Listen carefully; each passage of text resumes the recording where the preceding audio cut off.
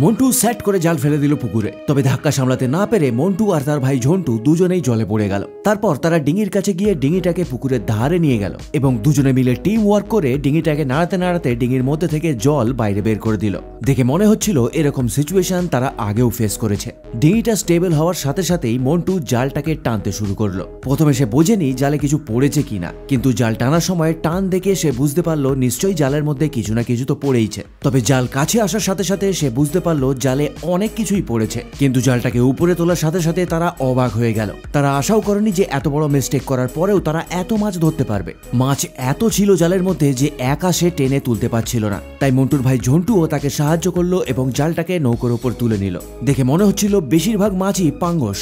এরকম ধরনের মাছের দামটা একটু কম, কিন্তু বাজারে খুব ইজিলি বিক্রি হয়ে যায়। তবে ছোট মাছগুলোকে বেছে বেছে তারা জলের মধ্যে আবার ফেলে দিল। তা সত্ত্বেও তাদের কাছে যা মাছ ছিল সেটা দিয়ে আজকে ভালোই প্রফিট হবে সেটা বোঝা যাচ্ছিল।